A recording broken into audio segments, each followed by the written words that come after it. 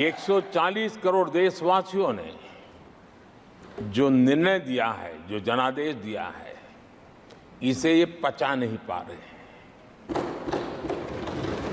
और कल उनकी सारी हरकतें फेल हो गई, तो आज उनका वो लड़ाई लड़ने का भी हौसला नहीं था और इसलिए वो मैदान छोड़ करके भाग गए हैं। आदरणीय सभापति जी, मैं तो कर्तव्य से बंधा हुआ हूं और न ही मैं यहां कोई डिबेट पे स्कोर करने के लिए आया हूं। मैं तो देश का सेवक हूं, देशवासियों को मेरा हिसाब देना है, देश की जनता को मेरे पल पल का हिसाब देना, मैं उसे अपना कर्तव्य मानता हूं।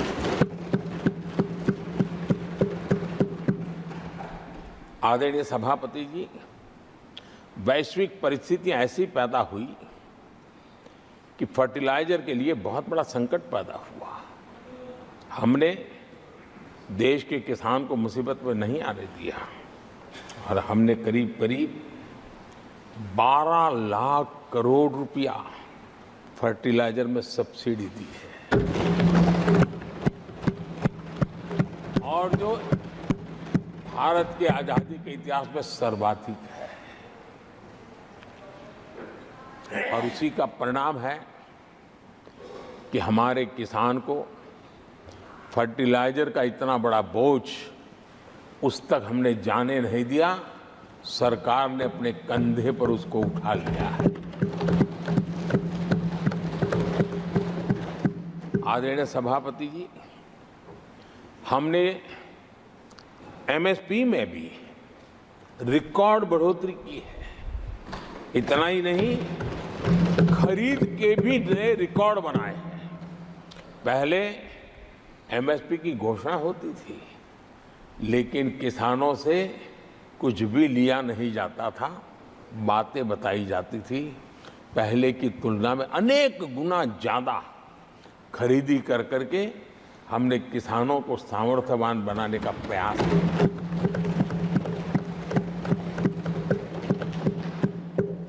आदरणीय सभापति जी, 10 वर्षों में हमने कांग्रेस सरकार की तुलना में धान और गेहूं किसानों तक 2.5 गुना अधिक पैसा पहुंचाया और हम आने वाले 5 साल सिर्फ इसी का इंक्रीमेंटल वृद्धि करके रुकना नहीं चाहते। हम नए नए क्षेत्रों को, उन कठिनाइयों का अध्ययन करके उसकी मुक्ति के लिए प्रयास कर रहे हैं। और इसलिए आदरणीय सभापति जी, अन्न भंडारण का विश्व का सबसे बड़ा अभियान हमने हाथ लिया है और लाखों की तादाद में विकेंद्रित व्यवस्था के तहत अन्न भंडारणों की रचना करने की दिशा में काम चल पड़ा है।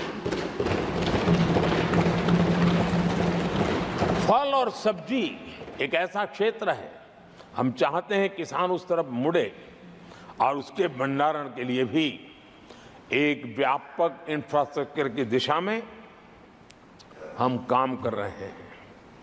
आदरणीय सभापति जी, सबका साथ सबका विकास, इस मूल मंत्र को लेकर के हमने देश सेवा की हमारी यात्रा को निरंतर विस्तार देने का प्रयास किया है। देशवासियों को गरिमापूर्ण जीवन देना, ये हमारी प्राथमिकता रही है। आजादी के बाद अनेक दशकों तक जिनको कभी पूछा नहीं गया, आज मेरी सरकार उनको पूछती तो है, उनको पूजती भी है।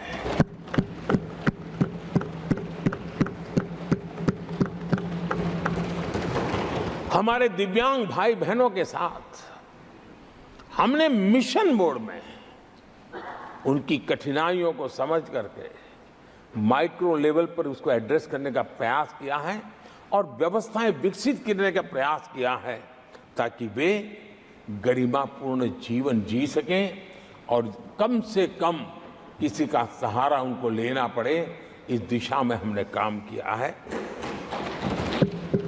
आदरणीय सभापति जी, हमारे समाज में किसी न किसी कारणवश एक उपेक्षित वर्ग, यानी एक प्रकार से समाज में बार बार हरदूत होने वाला वर्ग, वो ट्रांसजेंडर वर्ग है।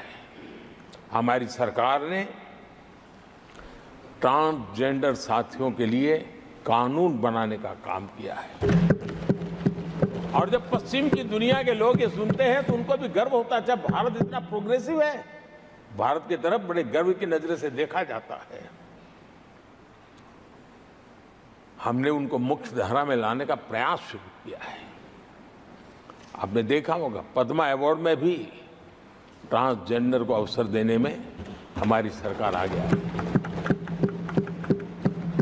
आदरणीय सभापति जी, हमारे गुमंत जनजातीय समुदाय, हमारे गुमंत साथी, हमारे बंजारा परिवार, उनके लिए एक अलग कल्याण बोर्ड बनाया है ताकि उनकी आवश्यकताओं को हम एड्रेस कर सकें और उनको भी एक स्थायी, सुरक्षित और संभावनाओं वाला जीवन प्राप्त हो, उस दिशा में हम काम कर रहे हैं। आदरणीय सभापति जी, हम एक शब्द लगातार सुनते आए हैं, पीबीटीजी, पीबीटीजी, पीबीटीजी। हमारे जनजातीय समूह में ये सबसे पीछे रहा हुआ और आज़ादी के इतने सालों के बाद भी जिन्होंने उनको निकट से देखा होगा, पता चलता है कि कैसी हालत में जीते हैं। उनकी तरफ किसी ने नहीं देखा।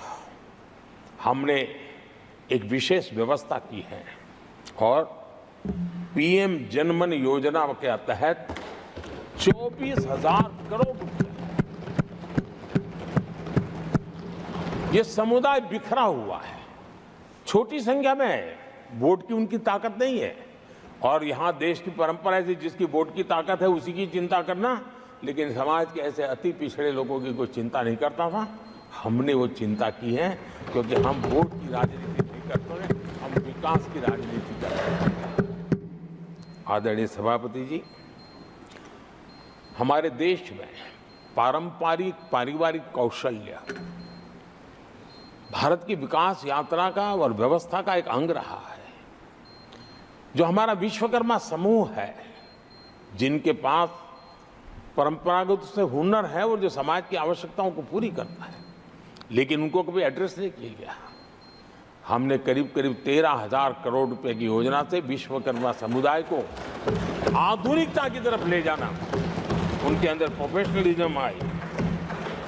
आदरणीय सभापति जी, गरीबों के नाम पर बैंकों का राष्ट्रीयकरण तो कर दिया गया था, लेकिन मेरे रेहड़ी पटरी वालों को कभी बैंक के दरवाजे तक देखने की हिम्मत नहीं होती थी, हालत थी। पहली बार देश में पीएम स्वनिधि योजना के तहत रेहड़ी पटरी वालों की चिंता की गई है और आज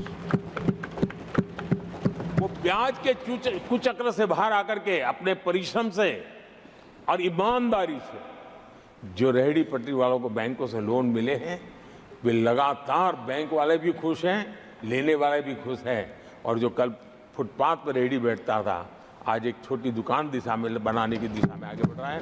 जो पहले खुद मजदूरी करता था, आज एक आध दो को रोजगार देने की दिशा में काम कर रहा है। और यही कारण है कि गरीब हो, दलित हो, पिछड़े हो, आदिवासी हो, महिला हो, उन्होंने हमारा भारी समर्थन किया है। आदरणीय सभापति जी, हम विमेन लेड डेवलपमेंट की बात करते हैं। दुनिया के प्रगतिशील देशों के लिए भी विमेन डेवलपमेंट तो बहुत स्वाभाविक स्वीकार करते हैं, लेकिन विमेन लेड डेवलपमेंट की बात करते हैं तो उनके भी उत्साह में थोड़ी कमी नजर आती है। ऐसे समय भारत ने नारा नहीं, निष्ठा के साथ विमेन लेड डेवलपमेंट की ओर कदम बढ़ाए और महिला सशक्तिकरण का लाभ आज दिख रहा है, हर क्षेत्र में दिख रहा है। और भारत की विकास यात्रा में वो कंट्रीब्यूट कर रहा है। मैं आदरणीय सांसद सुधा मूर्ति जी का आभार व्यक्त करता हूं कि कल उन्होंने चर्चा में महिलाओं के आरोग्य के विषय पर बल दिया था और उसका महात्म्य क्या है, उसकी आवश्यकता क्या है, उस पर बड़े विस्तार से उन्होंने कहा था।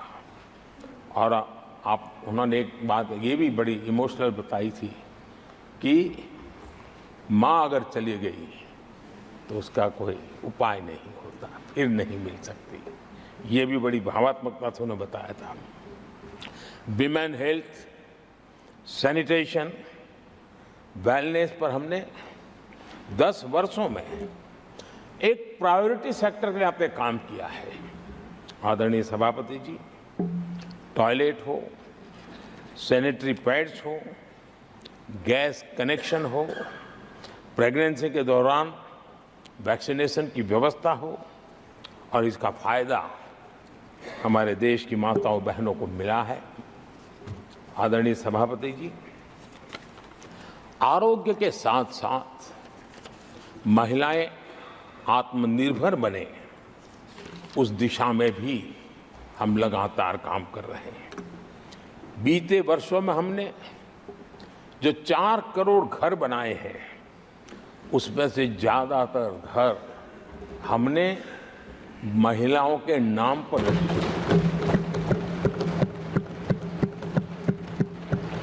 बैंकों में खाते खुलने से, मुद्रा और सुकन्या समृद्धि जैसी योजना से आर्थिक फैसलों में महिलाओं की भूमिका भी बढ़ी है, भागीदारी भी बढ़ी है और एक प्रकार से वो परिवार में भी अब निर्णय प्रक्रिया का हिस्सा बनने लगी है।